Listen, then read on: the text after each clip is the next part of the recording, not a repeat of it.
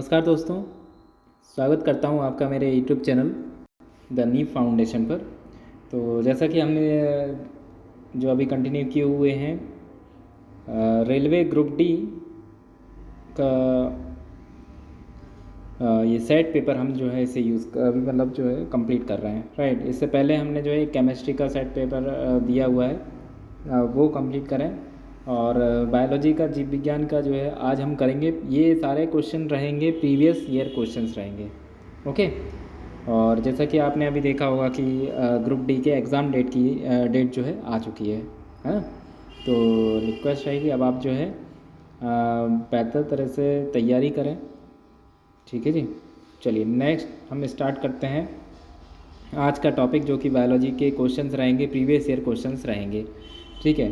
तो अभी तक यदि आप चैनल पर नए हैं तो प्लीज़ चैनल को सब्सक्राइब कीजिए, ठीक है। चलिए नेक्स्ट आगे चालू कर देते हैं। प्रोटीन का संश्लेषण होता है, प्रोटीन का संश्लेषण होता है इनमें से किसमें से होगा? गोल्गी काय में, राइबोसोम में, माइटोकॉन्ड्रिया में या सेंट्रोसोम पर? किसमें होगा? किसमें होगा आपका? ऑप्शन नंबर बी, राइबोसोम पर, ठीक है। ऑप्शन नंबर बी, प्रोटीन का संश्लेषण होता है राइबोसोम पर। माइटोकॉन्ड्रिया का संबंध है इनमें से किसमें? सेकंड नंबर वाले क्वेश्चन में माइटोकॉन्ड्रिया का संबंध है। ऑप्शन ए, उत्सर्जन से, परासरण से, श्वसन से या पाचन रस से। क्या होगा इसका आंसर? ऑप्शन नंबर सी, श्वसन से। माइटोकॉन्ड्रिया का संबंध है श्वसन से, ठीक है। वन लाइनर आप याद कर लें, कम से कम जब पेपर देने जाएं तो आप कम से कम 5000 क्वेश्चन अपने पास याद करके रखें, ठीक है। कम से कम 5000 क्वेश्चन जो आपने बेसिक पढ़ा है टॉपिक वाइज तो वो तो ठीक ही है, लेकिन 5000 क्वेश्चन ऐसे कि एट दैट टाइम कभी भी पूछ लिया जाए तो बनना चाहिए आपसे, ठीक है। मिनिमम बता रहा हूँ ये 5000 क्वेश्चन जीके जीएस है ना इनके। चलिए नेक्स्ट क्वेश्चन है, कोशिका के अंदर ऊर्जा का निर्माण किसके द्वारा होता है? तो ऑप्शन ए है हरित लवक, सॉरी ये केंद्रक, फिर केंद्रिका, हरित लवक या माइटोकॉन्ड्रिया। क्या होगा ऑप्शन इसका? क्वेश्चन है आपका कि कोशिका के अंदर ऊर्जा का निर्माण किसके द्वारा होता है? केंद्रक, केंद्रिका, हरित लवक, माइटोकॉन्ड्रिया। क्या होगा? माइटोकॉन्ड्रिया, ठीक है। कोशिका के अंदर ऊर्जा का निर्माण माइटोकॉन्ड्रिया होता है ना। चलिए नेक्स्ट क्वेश्चन है, पादप कोशिका में डीएनए होता है। ऑप्शन है हरित लवक में, माइटोकॉन्ड्रिया में या सभी में या केंद्रक में। तो बोला गया है पादप कोशिका में डीएनए होता है। क्या होगा? सभी में, ठीक है। डी इसका आंसर है। चलिए नेक्स्ट क्वेश्चन पे चलते हैं। पूछा गया है मानव शरीर के कौन से अंग में लसिका कोशिकाएं बनती हैं, है ना। मानव शरीर के कौन से अंग में लसिका कोशिकाएं बनती हैं? तो ऑप्शन ए है यकृत, फिर दीर्घास्थि, अग्नाशय या तिल्ली। क्या होगा? ऑप्शन नंबर बी, दीर्घास्थि, ओके। और नेक्स्ट है, कोशिका सिद्धांत का प्रतिपादन किसने किया? ऑप्शन है डार्विन वेलेस ने, और मेंडल और मॉर्गन ने, स्लाइडेन स्वान ने या टेक्सले ने। तो क्या होगा? कोशिका सिद्धांत का प्रतिपादन किसने किया? सी, स्लाइडेन एंड स्वान ने। स्लाइडेन एंड स्वान ने, इन दोनों ने जो है कोशिका सिद्धांत का प्रतिपादन किया। चलिए नेक्स्ट क्वेश्चन है, अर्धसूत्री विभाजन पाया जाता है पत्ती में, तने में, उलाग्र में, तरुण पुष्प कलिकाओं में। तो बहुत ही सिंपल क्वेश्चन है ये आपका, तरुण पुष्प कलिकाओं में, है ना। चलिए नेक्स्ट क्वेश्चन है, एटीपी का निर्माण होता है राइबोसोम में, गोल्गी काय में, माइटोकॉन्ड्रिया में या इनमें से कोई नहीं? एटीपी का निर्माण होता है। ऑप्शन नंबर क्या होगा? सी, माइटोकॉन्ड्रिया में। किस दूध में लैक्टिक शक्कर का प्रतिशत अधिक होता है? तो गाय का दूध, बकरी का दूध, स्त्री का दूध, सभी में। ठीक है, क्वेश्चन नंबर 9 का आंसर है डी। और क्वेश्चन नंबर 10 है अब, हाइड्रोफोबिया रोग होता है कवक द्वारा, प्रोटोजोआ द्वारा या जीवाणु द्वारा या विषाणु द्वारा। तो क्या होगा इसका आंसर होगा विषाणु द्वारा। ठीक है, हाइड्रोफोबिया जो होता है विषाणु द्वारा। ठीक है, और सबसे ज़्यादा दिन तक जीवित रहने वाला पक्षी, बत्तख, डोडो, मोर या ऑस्ट्रिच। 11th नंबर का है क्वेश्चन, सबसे ज़्यादा दिनों तक जीवित रहने वाला पक्षी कौन होगा? ABCD ऑप्शन नंबर बताएं। तो क्या होगा इसका आंसर? ऑस्ट्रिच। ओके, आंसर होगा इसका ऑस्ट्रिच। चलिए नेक्स्ट क्वेश्चन पर चलते हैं। क्वेश्चन नंबर 12 है, चमगादड़ किस वर्ग का प्राणी है? मैमेलिया का, यूथेरिया का, प्रोटोथेरिया का या कायरेप्टेरा। तो क्या होगा? मैमेलिया, चमगादड़ जो होता है मैमेलिया का है। ठीक है, मैमेलिया वर्ग का। चलिए, एथलीट फुट बीमारी होती है जीवाणुओं से, फफूंद से, मृत कृमि से, है ना, मृत कृमि है, और प्रोटोजोआ से। क्या होगा? तो एथलीट फुट बीमारी होती है फफूंद से। ओके, फफूंद हम पढ़ेंगे जब जो चैप्टर वाइज पढ़ेंगे तो इसके बारे में ब्रीफली बात करेंगे, है ना। फफूंद होता है, शैवाल, है ना, इन दोनों से मिलकर बना हुआ होता है, शैवाल और कवक से मिलकर बना हुआ होता है लाइकेन। ठीक है, ये लाइकेन के बारे में डिटेल से हम पढ़ेंगे। ठीक, चलिए नेक्स्ट आगे बढ़ते हैं। लैंगरहैंस द्वीप की द्वीपिका पाए जाते हैं, लैंगरहैंस की द्वीपिका पाए जाते हैं। ऑप्शन नंबर ए, प्लीहा में, पैंक्रियाज में, यकृत में या पिट्यूटरी ग्लैंड में।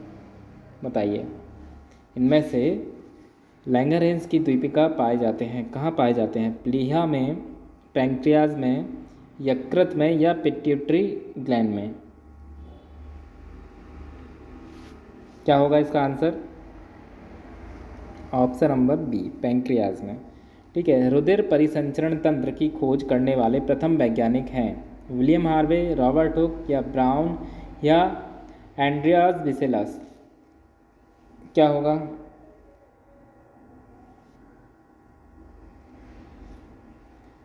William Harvey.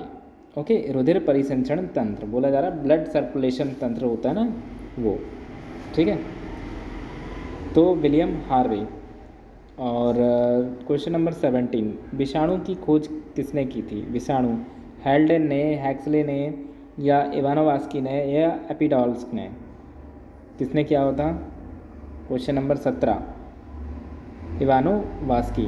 क्वेश्चन नंबर 17, ठीक है, इवानोवास्की। विषाणु की खोज की थी इवानोवास्की ने। कुत्ते के काटने पर वायरस के द्वारा जो रोग उत्पन्न होता है वह कहलाता है? हाइड्रोफोबिया होता है या फिर पीलिया होता है या मम्प्स होता है या चेचक होता है? इनमें से आंसर आपको बताना है।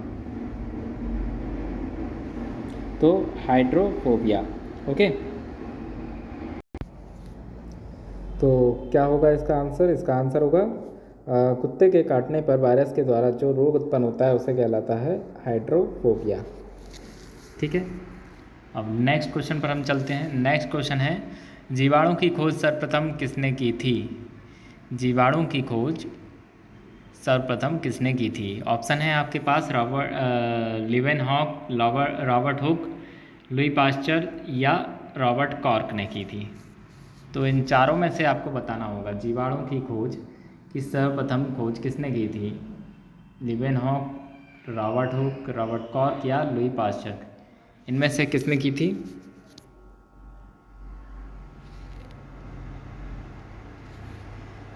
आंसर है आपका लिवेनहॉक। ओके, चलिए, शकरकंद में भोजन संग्रहित होता है स्तंभ में, पत्तियों में, जड़ों में या स्तंभ कंद में। ऑप्शन नंबर है आपके पास, और क्वेश्चन है, शकरकंद में भोजन संग्रहित होता है, शकरकंद में भोजन संग्रहित होता है तो कहाँ होता है? जड़ों में होता है क्या, स्तंभ कंद में या स्तंभ में या पत्तियों में? ऑप्शन आपको बताना है स्तंभ में। ठीक है, ऑप्शन नंबर ए, स्तंभ में।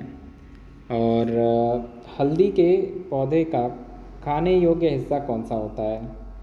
तो प्रकंद होता है, ये फल होता है, कंद होता है या जड़ होता है? इनमें से आपको आंसर बताना है। क्या होगा? हल्दी के पौधे का खाने योग्य हिस्सा कौन सा है? प्रकंद, जड़, कंद या फल? क्या होगा आंसर इसका? प्रकंद। ओके, चलिए। लिम्फोसाइट रक्षा करती है, लिम्फोसाइट रक्षा करती है, तो ऑप्शन है विष से, लिम्फ से, रोगाणुओं से या श्वेताणुओं से। क्या होगा? रोगों से लड़ने की क्षमता किसके कारण होती है? WBC।